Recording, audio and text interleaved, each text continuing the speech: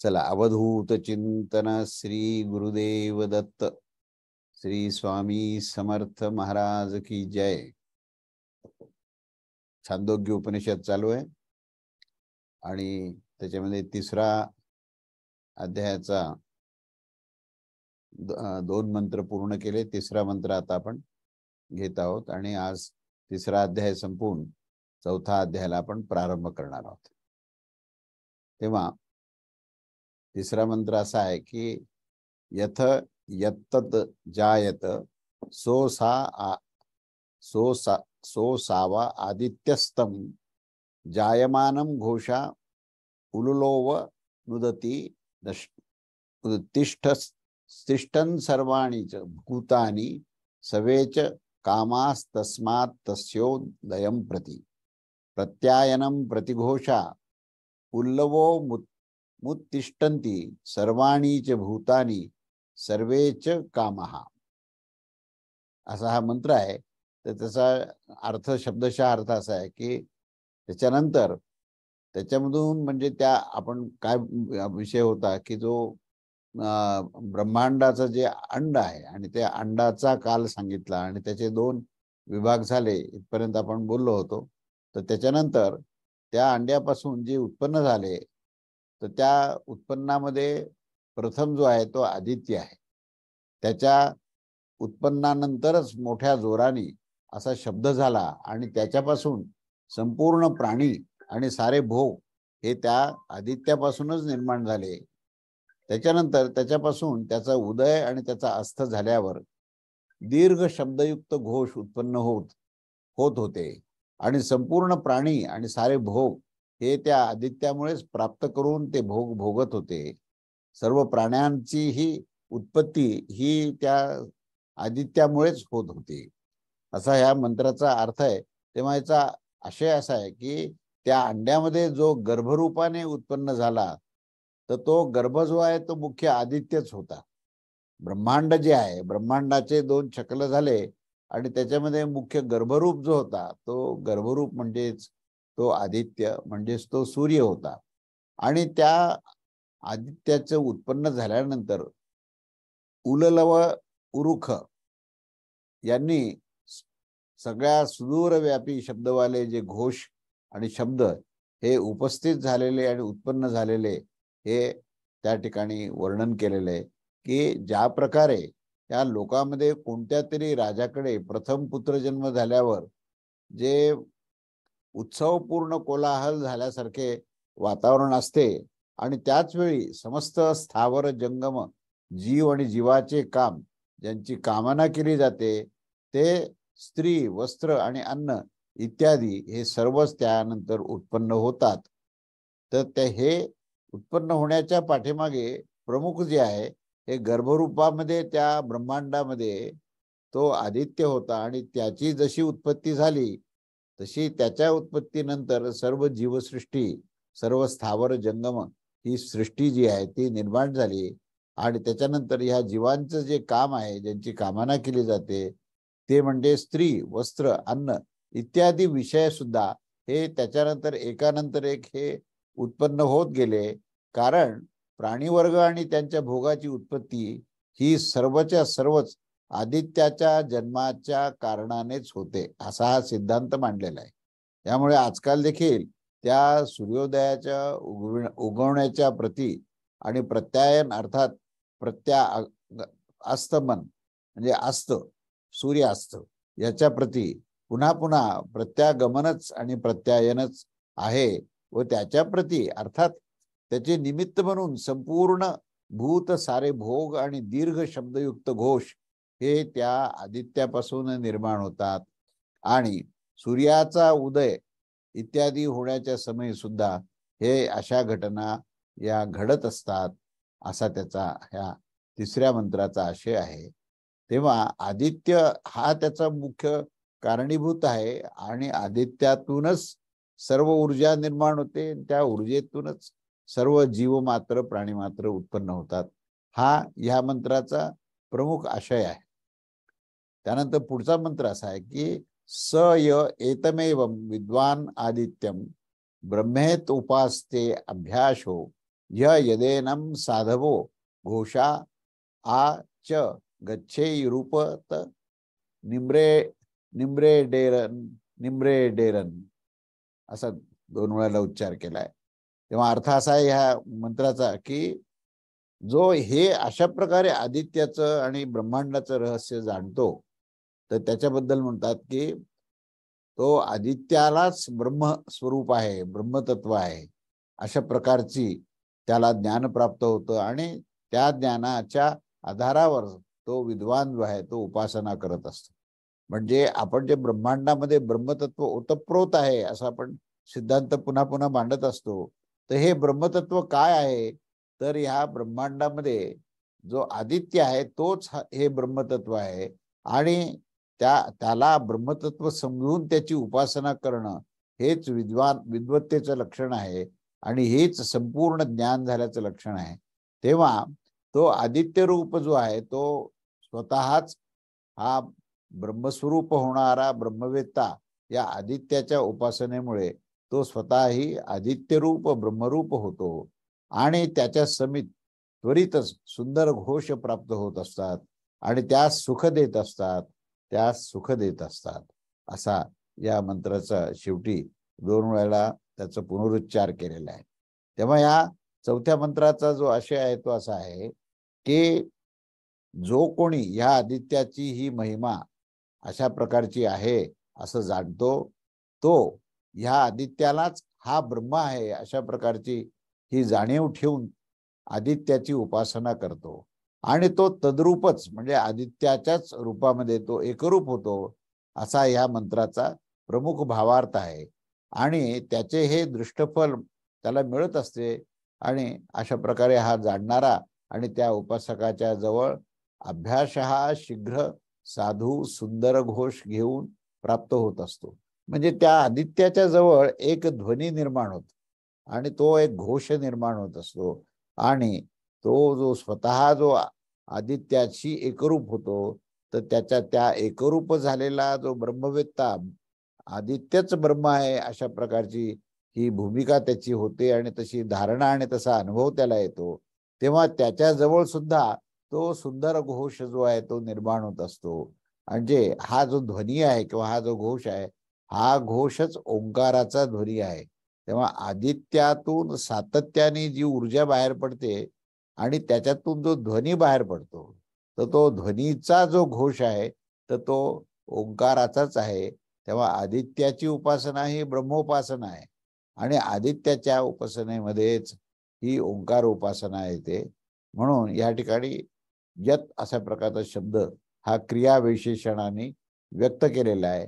घोषादीची जी साधुता आहे ती हीच ह्या ठिकाणी प्रमुख आहे आणि त्याचा उपभोग केल्यावर पापानुबंध होणार नाही, पापाचा स्पर्श होणार नाही आणि ते जे घोष येत असतात त्याच्याने मनुष्य हा अत्यंत सुखी होतो, आनंद स्वरूप होतो. त्यास सुख आनंद असा हा अखंडपणे मिळत असतो. तेव्हा तात्पर्य असं आहे की ह्या घोषाचं केवळ आगमनच नाही तर त्यांना त्या घोषामध्ये सुख सुद्धा अनुस्यूत असतं. सुखाने युक्त असलेला, आनंदाने युक्त असलेला असा तो आदित्यामधून निर्माण झालेला तो ध्वनी आहे आणि त्याला निम्रे डेरन असं 2 वेळेला जे म्हटलंय या मंत्रामध्ये तेव्हा इथे जी द्विरुक्ती आहे त्या द्विरुक्तीचा अर्थ म्हणजे अर्थ असा आहे की आता ह्या अध्यायाची समाप्ती सूचित केलेली आहे आणि आदराचं सुद्धा प्रदर्शन केलं आहे. तेव्हा अशा प्रकारे या छांदोग्य उपनिषदातील या तृतीय अध्यायाचा हा 19वा खंड हा पूर्ण झाला आणि या ठिकाणी 3रा अध्याय हा परिपूर्ण झालेला आहे. अशा प्रकारे आपण आता छांदोग्याचे 3 अध्याय इथे पूर्ण झालेले आहेत. छांदोग्याचे एकूण 6 अध्याय आहेत, त्यातले 3 अध्याय या मंत्राबरोबर संपले म्हणजे बरोबर आपण अर्ध्यावर आलेलो आहोत. पूर्ण छांदोग्य उपनिषदाच्या या अर्ध्यावर आपण इथे पोहोचलेलो आहोत. त्याच्या पुढे आता आपण 4था अध्यायात आपण प्रारंभ करू. आता हे 4था अध्याय जो आहे तो अनेक आख्यायिका आणि अनेक सिद्धांतांनी भरलेला आहे. तेव्हा या चतुर्थ अध्यायातला आपण प्रथम खंड हा आपण सुरू करू आणि याच्यामध्ये हा प्रथम खंडाचा जो विषय आहे तो राजा जानुश्रुती आणि रईक्व याची उपाख्यान आहे. जानुश्रुती हे तिथल्या त्या देशाच्या राजाचं नाव आहे आणि रईक्व जो आहे त्याचंही वर्णन फार सुंदर आहे. तो रईक्व जो आहे तो ब्रह्मस्वरूप असलेला हा सिद्ध पुरुष आहे आणि तो अत्यंत साध्या स्थितीमध्ये आहे. तेव्हा ह्या दोघांचे संवाद, ह्या दोघांची भेट होते आणि त्या जानश्रुतीचं आणि रईक्व असं त्याचं नाव आहे, त्याचं उपाख्यान ह्या प्रथम खंडामध्ये आपण आता पाहणार आहोत. तेव्हा हा जो विषय आहे तो वायू आणि प्राण ह्याच्यामध्येच ब्रह्मतत्वाला पाहण्याची जी दृष्टी आहे त्याचा अभ्यास इथे आहे. पूर्वी तृतीय अध्यायामध्ये आपण असा अभ्यास केला होता की हे ब्रह्मतत्वच आदित्यामध्ये आहे आणि हे ब्रह्मतत्व सर्वत्र कसं आहे याचा आपण अभ्यास केला होता. आता यावेळेस त्याचं साक्षात ब्रह्मरूपाने जे उपास्यत्व दाखवण्यासाठी हे प्रकरण आपण आरंभ करत आहोत. जेथे जी आख्यायिका आहे ती सरळतेने समजण्यासाठी आणि विद्येचं दान आणि ग्रहणाची विधी प्रदर्शित करण्यासाठी आहे आणि त्याचबरोबर या आख्यायिकेद्वारे अन्नदानाचं महत्व आहे, अनुद्ध तत्व म्हणजे विनयाचं महत्व आहे आणि विद्या प्राप्तीमध्ये हे साधनत्व देखील प्रदर्शित केलं आहे.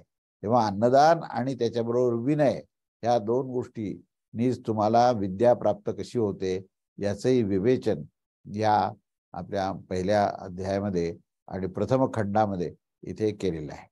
तेव्हा आपण त्याला सुरुवात करू. पहिला मंत्र, पहिला खंड आणि पहिला मंत्र. पहिला मंत्र असा आहे की ओम जानुश्रुतीर्ह पौत्रायण श्रद्धा देयो बहुदायी बहुपाक्य आस सह सर्वत अवस्थान मापयांचके सर्वत एव मेत्संदिती. तेव्हा जनश्रुतीबद्दल आता जानश्रुती जी आहे त्याच्याबद्दल सांगितलेलं आहे की जानश्रुती हा जनश्रुतीचा संतान आहे म्हणून त्याचं नाव जानश्रुती आहे. तर हा जनश्रुतीचा जो संतान आहे आणि परंपरेमध्ये उत्पन्न झालेल्या त्याच्या पुत्राचा पौत्र असल्यामुळे त्याला श्रद्धापूर्वक देणारा आणि विपुल दान देणारा असा तो आहे आणि त्याच्याकडे दान करण्यासाठी विपुलतेने नेहमी अन्न शिजवले जाते आणि नेहमी त्याच्या माध्यमातून अन्नदान होत असतं.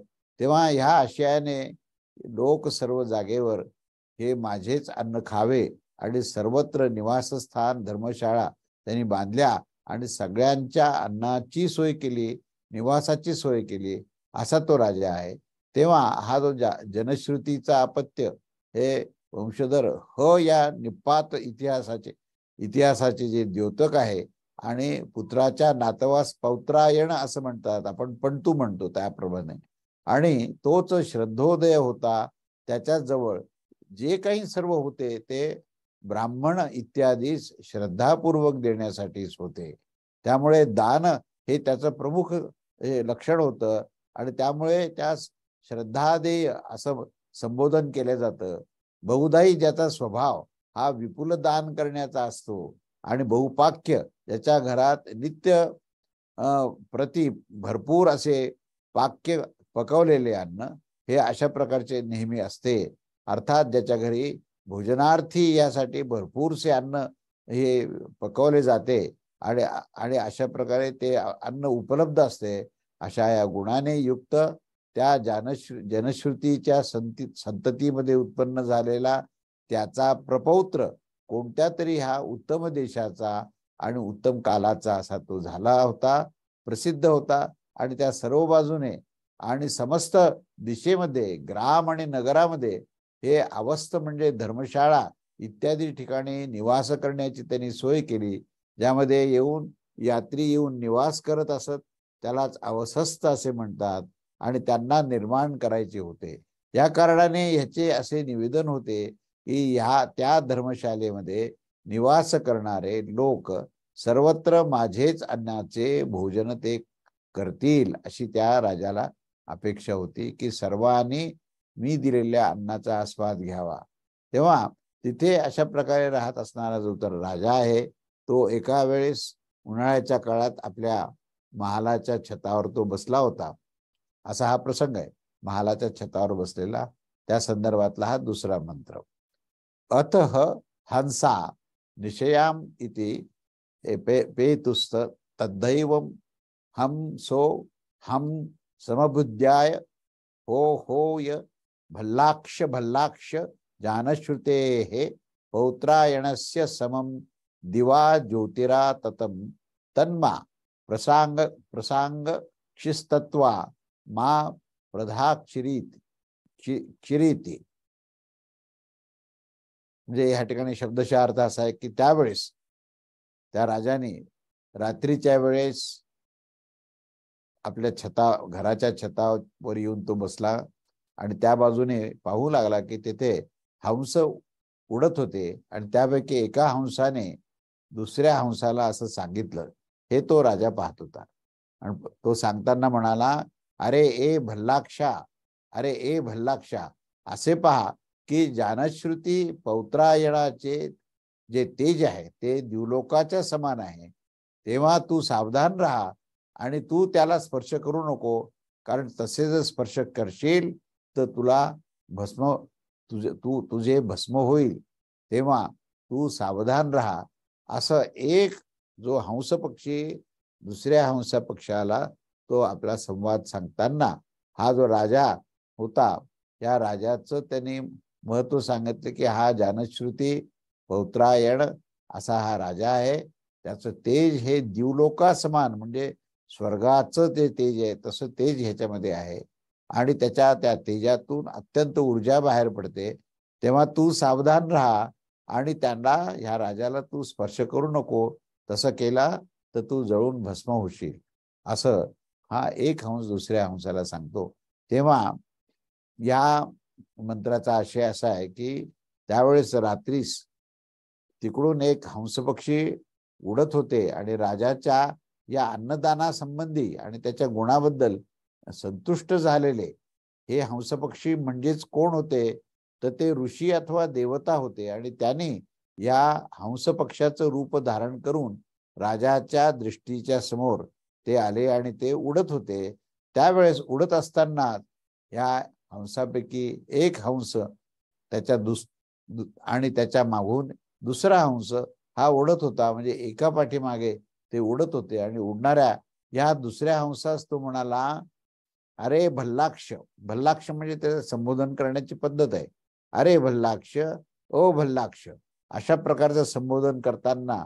आणि जसे की पहा पहा, इथे फार मोठे आश्चर्य आहे इत्यादी कथनामध्ये असे पाहिल्या जाते आहे की त्या ठिकाणी भल्लाक्ष भल्लाक्ष असं म्हणून आपल्या निवेदनाच्या प्रती आदर प्रदर्शित करत असताना तो म्हणाला की भल्लाक्ष असं सांगून त्यांनी आपल्या त्याच्या त्या मंद दृष्टीस सूचित करत असताना तो बोलला.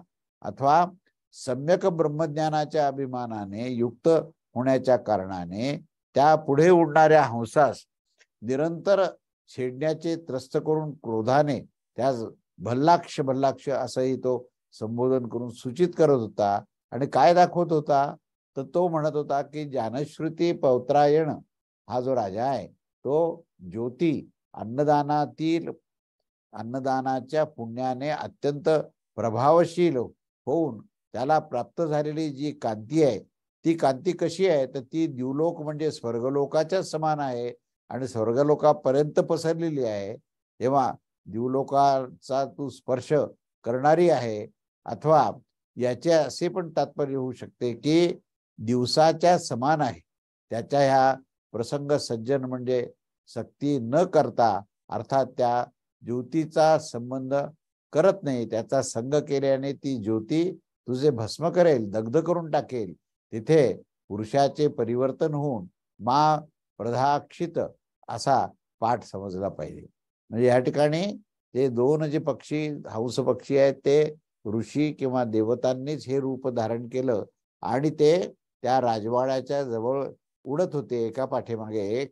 आणि तो राजा जो आहे तो त्यांनी त्याला पाहिलं आणि तो त्याचं जे काही त्यांच्या मध्ये जे संवाद होत होते ते संवादही श्रवण केले. आणि त्या संवादामध्ये एक हंस पक्षी दुसऱ्या हंस पक्षाला काय म्हणत होता, की हा जो राजा आहे तो असामान्य आहे, तो अत्यंत पुण्यवान आहे, तो अन्नदान करतो आणि त्यामुळे त्याच्या पुण्याईमुळे त्याच्यामधून एक दिव्य अशी ऊर्जा बाहेर पडत आहे आणि एखाद्या जळत्या अग्नीप्रमाणे याचं हे तेज हे कुठपर्यंत गेलेलं आहे, तर ह्या भूलोकापासून स्वर्गलोकापर्यंत गेलेलं आहे. तेव्हा ह्या ज्योतीमध्ये, ह्या तेजामध्ये आपण स्पर्श करता कामा नये. असं जर आपण केलं तर आपलं भस्म होईल. अशा रीतीने तो या एक हंस दुसऱ्या हंसाला हा सांगतो आणि पुढे त्याच हंसाबद्दल पुढचा मंत्र असा आहे की तमोह परहा प्रत्युवाच कमवर येन मेते अत्यंतम संयुग्वानिमव रैक्वत्येति योनो कथम स युग्वा रैक इति. आता पुढचं जे बोलणं चालू आहे तो दुसरा हंस त्याला काय म्हणतो ते, तर ह्या मंत्राचा अर्थ असा आहे की दुसऱ्या हंसाने पहिल्या हंसाला सांगितले की जो अग्रभागी होता तो म्हणत होता की अरे तू कोणत्या महत्वाने युक्त राहणाऱ्या या राजाच्या प्रती अशा इतका सन्मानित वचन करून त्याचं इतकं वर्णन करतो आहे, पण तुला हे माहितीये काय की काय तू ह्या गाडीवाल्या रैक्वच्या समान दाखवत आहेस का. म्हणजे इथे अर्थ असा आहे की रैक्व नावाचा एक गाडीवान होता, गाडी चालवणारा, बैलगाडी चालवणारा होता. पण तो कसा होता, तर त्याचं म्हणणं असं आहे की काय तू हा जो राजा आहे त्या रैक्व जो गाडीवाल आहे त्या रैक्वाच्या समान इतका तो तेजस्वी आहे का. त्यामुळे हे तुला माहिती आहे का की तो रैक्व कसा आहे आणि त्याच्या समान हा राजा आहे का. ह्यावर त्याने विचारले की हा जो गाडीवाल रैक्व आहे तो कसा आहे ते मला सांग. हे दोन हंसामध्ये झालेले पुढचे संवाद आहेत. कारण पहिला हंस पुढच्या हंसाला म्हणाला की अरे तुला माहितीये का की हा जो राजा आहे हा किती तेजस्वी आहे, त्याच्यामधून निर्माण झालेलं तेजाचा स्पर्श झाला तर भस्म होऊन जाईल, इतकं तेज आहे त्याच्यामध्ये, इतका तो पुण्यवान आहे. त्याच्यावर पुढचा म्हणजे जेव्हा मागचा हंस पुढच्या हंसाला त्याच्यावर विचारतो की काय हा खरंच इतका पुण्यवान आहे का की तो रैक्वाच्या समान आहे का. तर रैक्व कोण आहे तर पुढे विस्ताराने सांगतील. तर रैक्व एक साधारण गरीब माणूस आहे आणि तो गाडी हाकणारा आहे. तर असा गाडी हाकणारा जो गाडीवान आहे, गाडीवाला जो आहे ज्याचं नाव रैक्व असं आहे, तर तो अत्यंत ज्ञानी आणि तो ब्रह्मस्वरूप असलेला आहे. त्यामुळे त्याची तुलना ह्याच्याशी करता येईल का, असा हा या तिसऱ्या मंत्रामध्ये प्रश्न आहे. तेव्हा इथे त्याचा आशय असा आहे की अशा प्रकारे सांगताना ह्या हंसाला दुसऱ्या पुढील उडणाऱ्या हंसाने सांगितले की अरे तो बिचारा राजा, तुला कल्पना नाहीये, तो अत्यंत तुच्छ आहे. तेव्हा कोणत्या रूपाने या वर्तमानात कोणत्या प्रकारच्या महत्वाने युक्त राहणाऱ्या ह्या राजाच्या प्रती तू अशा प्रकारचं हे अत्यंत सन्मानपूर्ण जे शब्दाने त्याचं वर्णन करत आहेस, तर हे असे सांगून तो पुढे म्हणाला की अरे तू तर अवज्ञा करत आहेस. कारण काय तू या गाडीवाल्या रैक्वाच्या समान तू ह्या राजाला समजत आहेस का. जो गाडी बरोबरच स्थित आहे असा जो रैक्व आहे त्याच्या समान तू ह्याला दाखवत आहेस का, असे हे ह्याच्या अनुरूप नाही. तेव्हा तू जे बोलतोयस ते अयोग्य आहे, अनुचित आहे. तेव्हा हा राजा ह्या रैक्वच्या समान नाही. त्यामुळे तू जे वर्णन करत आहेस राजाचं ते अनुचित आहे. यावर दुसरा म्हणतो की ज्याच्या विषयामध्ये तुम्ही सांगत आहात तो गाडीवाला रैक्व तरी कसा आहे हे मला सांगशील काय. असे सांगितल्यावर त्या हंसाला तो भल्लाक्ष पुढे बोलला की जसा हा रैक्व आहे ते आता पुढच्या मंत्रामध्ये तू ऐक. म्हणजे रैक्वच त्याने परिचय करून दिला की तो अत्यंत हा श्रेष्ठ आहे, राजाच्या तुलनेत अत्यंत श्रेष्ठ आहे आणि त्यामुळे राजाला अंतिम श्रेष्ठ मानणं हे अनुचित आहे. त्यावर तो पुन्हा एकदा प्रश्न विचारतो दुसरा हंस की तू हे जे काही वर्णन रैक्वाबद्दल करतोयस आणि तू हे जे सांगतोयस की हा रैक्व जो आहे तो राजापेक्षाही अत्यंत श्रेष्ठ आहे, तर मला हे सांग की हा रैक्व आहे तरी कोण आणि कुठे असतो, असा प्रश्न त्याने केला. तर त्याचं उत्तर देताना पुढच्या मंत्रामध्ये चौथ्या मंत्रामध्ये उत्तर असं आहे यथा कृताय विजिताय आधारे याः सयन्ते मेनं सर्व तदभि समेति यत् यत्किंचे प्रजाः साधु कुर्वन्ति यसाद्वेद यत् यत्सवेदस मवैव तदुक्त इति. अर्थ असा आहे की ज्या प्रकारे द्यूत क्रीडेमध्ये हे कृत नामक एक फासा असतो, तो कृत नामक फासा ज्याच्याकडे आहे तो पुरुष जो आहे तो द्यूत क्रीडेमध्ये नेहमी जिंकत असतो. तेव्हा या फाशाद्वारे जिंकणाऱ्या त्या पुरुषाच्या अधीन ही सगळी द्यूत क्रीडा असते. त्यामुळे त्याच्या त्या निम्न श्रेणीचे सारे फासे हे इतरांचे होऊन जातात. अशाच प्रकारे प्रजा जे काही सत्कर्म करत असते ते सर्वच्या सर्व रैक्वला प्राप्त होत असतात. जी गोष्ट रैक्व जाणत असतो त्यास जो कोणी जाणत असतो त्या विषयामध्ये देखील मी असं सांगितलं आहे की जिथे ज्या प्रकारे द्यूत क्रीडेमध्ये कृत नामक एक फासा असतो, तो कृत नामक फासा जो आहे त्या ज्याच्याकडे असतो तो नेहमी हा क्रीडा जिंकत असतो.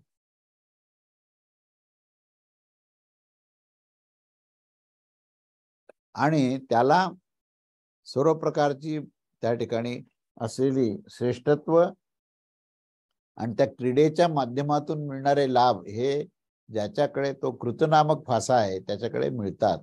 हे उदाहरण दिलं त्यांनी. अशाच प्रकारे म्हणजे ह्या उदाहरणाला धरून ह्या जी प्रजा जी सत्कर्म करते ते सर्व सत्कर्माचं फळ जे आहे ते रैक्वला प्राप्त होतं, असा तो रैक्व आहे. आणि या रैक्वला जो जाणत असतो तो सुद्धा ह्या विषयामध्ये त्या रैक्वच्या समान होतो, त्यालाही ते पुण्य प्राप्त होत असतं. अशा चौथ्या मंत्राचा हा शब्दशः अर्थ आहे. तेव्हा आशय असा आहे की ज्या प्रकारे लोकांमध्ये द्यूत क्रीडेच्या वेळी जो चार आकड्याचा कृत नामक फासा हा अत्यंत प्रसिद्ध आहे. जेव्हा द्यूतामध्ये प्रवृत्त झालेल्या पुरुषांचा तो कृतनामक फासा त्याला विजय प्राप्त करून देत असतो. अगदी त्याच्याच द्वारे विजय प्राप्त करणाऱ्या उरलेले जे 3, 2 आणि 1 असे अंक असलेले जे फासे आहेत ते त्रेता, द्वापर आणि कली नामक फासे हे देखील प्राप्त होऊन जात असतात.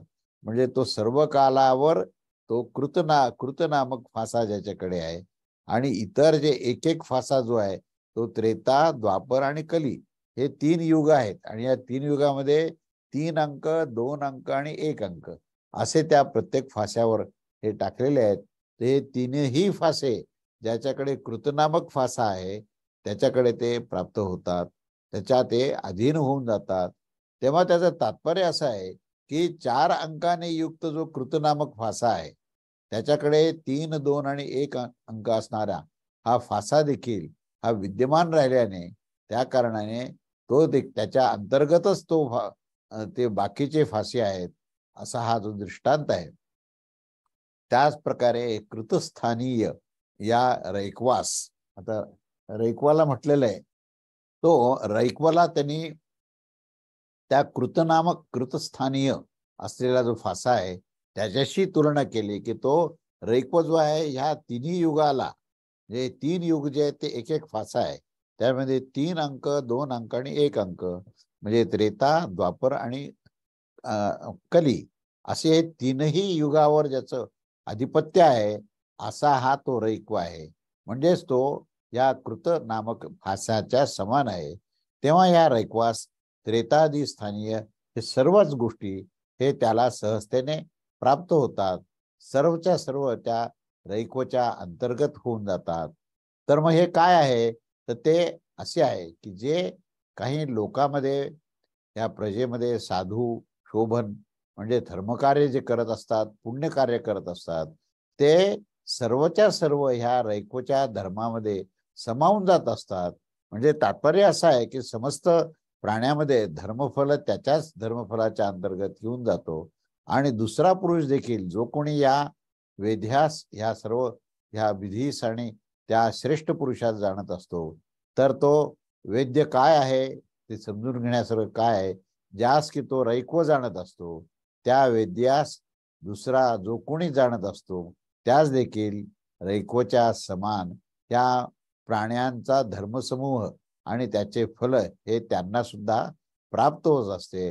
अशा प्रकारे सर्व तदम सेमी तद सर्व तदभ समेती या पूर्ववाक्याच्या अनुसार अनुवर्तन जे होत असतं तर ते ह्या प्रकारच्या रैक्वापासून भिन्न विद्वान देखील हे अशा प्रकारे ज्ञान हे त्या रैक्वापासून ज्ञान घेऊन ते सांगू शकतात. तेव्हा तात्पर्य असं आहे की रैक्वाच्या समान तो कृतनामक फासा आहे आणि तो अंतिम जो आहे त्याचा तो विजय होत असतो, असा हा त्याचा अर्थ आहे. त्यानंतर पुढे 5वा आणि 6वा हा मंत्र आपण बघूया.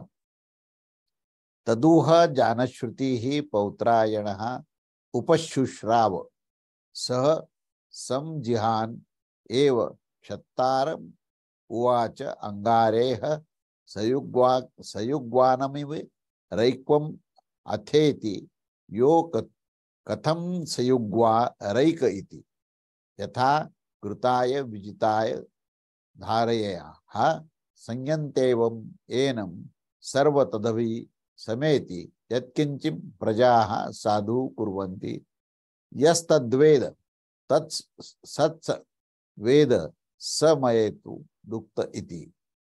असा हा 5वा आणि 6वा मंत्र आहे. तर त्याचा अर्थ असा आहे की या गोष्टीस जनश्रुती पौत्रायणाने ऐकून घेतले, कारण तो आपल्या वरच्या या महालाच्या वर बसलेला होता आणि छतावर बसलेला होता. त्यांनी ह्या हंसाच्या संवादाला हे श्रवण केलं आणि रात्र होऊन गेली आणि मग दुसऱ्या दिवशी सकाळी उठताच त्यांनी सेवकाला बोलावलं आणि त्या सेवकाला म्हणाला की अरे तू ह्या गाडीवाली रैक्वच्या समान स्तुती काय करत आहेस. यावर सेवक म्हणाला की तुला ह्या गाडीवाला रैक्व कोण आहे, तो कसा आहे हे पाहायचं आहे का.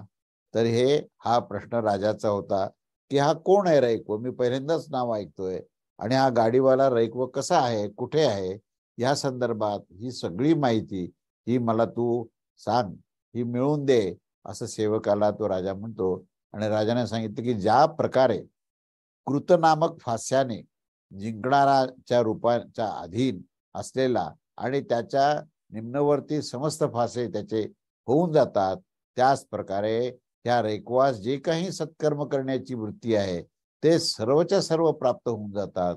आणि जे काही तो रैक्व जाणत असतो त्याच पुढे जो कोणी तशा पद्धतीने जाणतो त्या विषयामध्ये देखील या कथनाद्वारे हे वर्णन केलेलं आहे की तिथे रैक्वप्रमाणेच त्याला तो लाभ होतो.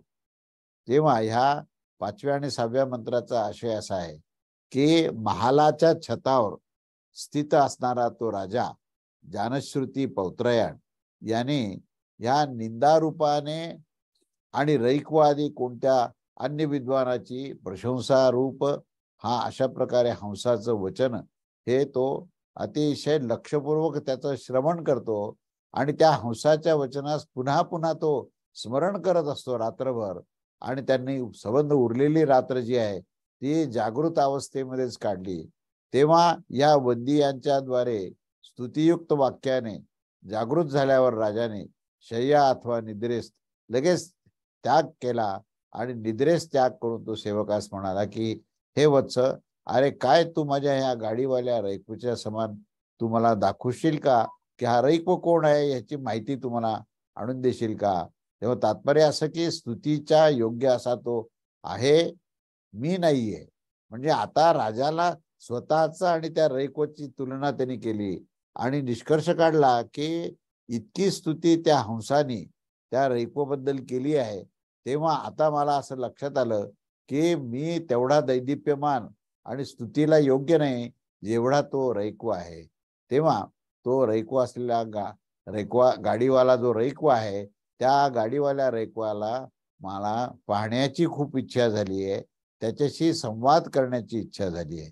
तेव्हा त्या रैक्व संदर्भामध्ये माहिती काढून तू मला ऐकव असा अर्थ झाल्यावर संयुग्वानम इव, यामध्ये इव शब्द जो आहे तो निश्चयार्थक अथवा अर्थहीन असं सुद्धा म्हटलं जातो की राजाच्या ह्या अभिप्रायात जाणणाऱ्या त्या सेवकाने रैकवास आणण्यासंबंधी इच्छेबद्दल विचारले की हा जो गाडीवाला रैकवा आहे तो कसा आहे. अर्थात राजाचा ह्या प्रकारे सांगितल्यावर त्यास आणण्याचे त्याचे चिन्ह काय आहे, त्याला मी कसं हुडकू, अशा प्रकारे तो सेवक म्हणतो. आणि त्या इच्छेने तो पुन्हा पुन्हा म्हणतो की हा जो गाडीवाला जो रैकवा आहे तो नेमका कसा आहे की ज्याला मी पाहून हुडकून त्याला ओळखू शकेन आणि त्याचा परिचय करून मी तुमची त्याची गाठ घालून देऊ शकेल. तेव्हा राजाने त्या भल्लक्षाने म्हणजे त्या हंसाने जे काही वचन केले आहे त्या वचनाचं पुनरावृत्ती करून त्याचं संपूर्ण वर्णन केलं की हा गाडीवान रैकवा जो आहे तो ह्या कशा प्रकारचा आहे हे त्याचं वर्णन केलेलं आहे की तो अत्यंत विद्वान आहे, तो अत्यंत सर्व प्रकारचं पुण्यवान आहे आणि तो सर्व प्रकारचे लाभ हे त्याच्याकडे आकर्षित होतात. सर्व प्रजेने केलेले जे पुण्यकर्म आहे त्या पुण्यकर्माचंही आकर्षण त्याच्याकडे होतं, असा तो रैकवा आहे. तेव्हा तू अशा रैकवालाचं संशोधन कर, त्याला शोधून काढ आणि त्या संदर्भात मला माहिती दे आणि माझी त्याची भेट घालून दे आणि या भेटीनंतर मला त्याच्याशी संवाद करायचा आहे. म्हणजे त्या हंसाने दिलेले जे जे काही लक्षण आहेत ते लक्षण सगळे त्याने त्या आपल्या सेवकाला सांगितले आणि ह्या वर्णनाच्या अनुसार जो गाडीवान रैकवा आहे त्याची तू माहिती काढ असं त्यांनी सांगितलं. त्याच्या पुढे 7वा मंत्र असा आहे की सह क्षतान विषः ना विधिमेती प्रत्यय तम होवाच यत्र आरे ब्राह्मणस्यान अन्वेषणा तदेनम तदेनम अर्चेथी. अर्थ असा आहे की तो सेवक जो आहे हा आता त्याच्या शोध कार्यानंतर मी त्यास प्राप्त करू शकलो नाही असं म्हणून परत आला. म्हणजे त्या सेवकाने सगळीकडे शोध घेतला आणि संबंध शोध झाल्यानंतर तो पुन्हा एकदा परत आला आणि राजाला म्हणाला की अशा कोण जो रैकवा आहे त्याला मी काही प्राप्त करू शकलो नाही असे म्हणून तो परत आला. आणि राजाने म्हणाले अरे जिथे ब्राह्मणाचा शोध केला जात असतो तेथेच तो असणार, त्याच्या समीप जा. म्हणून पुन्हा एकदा त्यांनी त्याची खूण दाखवली की जिथे ब्राह्मण असतात, ज्या ठिकाणी ब्रह्मतत्वाचं विवेचन असतं, ब्रह्मवेत्ते असतात, तिथेच तो रैकवा असणार. म्हणून तू परत जा आणि त्याचा पुन्हा एकदा शोध घे. म्हणजे आशय असा आहे की तो सेवक जो आहे तो या नगर ग्रामात जाऊन तेथे हुडकल्यानंतर जो म्हणतो की मी रैकवास ओळखू शकलो नाही, मी त्याला जाणलं नाही आणि त्यामुळे मला त्याची माझी भेटच नाही झाली म्हणून मी परत आलोय. तेव्हा राजाने त्या सेवकाला सांगितलं की अरे जिथे एकांत आहे, ज्या ठिकाणी जंगलामध्ये शांतपणे नदीचा प्रवाह आहे, नदीच्या तीरावर अशा शांत शून्य अवस्थेमध्ये या शून्य स्थानामध्ये जे ब्राह्मण आहेत, जे ब्रह्मतत्वाचे विवेचन करणारे आणि वेदाचे मंत्र म्हणणारे जे आहेत त्यांचा तू शोध घे आणि त्याच ठिकाणी तो रैकवा असणार. म्हणून तेथे त्या रैकवाच्या जवळ रुच्छ असा शब्द वापरलाय. रुच्छ म्हणजे ऋषी आणि ऋषींच्या समवेत ऋषींच्या सत्संगामध्ये जो असेल तोच रैकवा आहे. त्यामुळे त्या ठिकाणी तू जावं म्हणजे तिथे जाऊन त्यांचा तू शोध घ्यावा. म्हणजे तुला तो निश्चितच असा तो निश्चित त्या ठिकाणी भेटेल आणि मग तू त्याचा परिचय करून माझी त्याची भेट घालून दे. असा हा 7वा मंत्र संपला. याच्या पुढचा जो मंत्र आहे तो आपण पुढच्या रविवारी बघू. तेव्हा 7 मंत्र झालेले आहेत पहिल्या 4थ्या अध्यायाच्या पहिल्या खंडामध्ये. त्याचा पुढचा भाग आपण पाहूया. अवधूत चिंतन. श्री गुरुदेव दत्त. श्री स्वामी समर्थ महाराज की जय.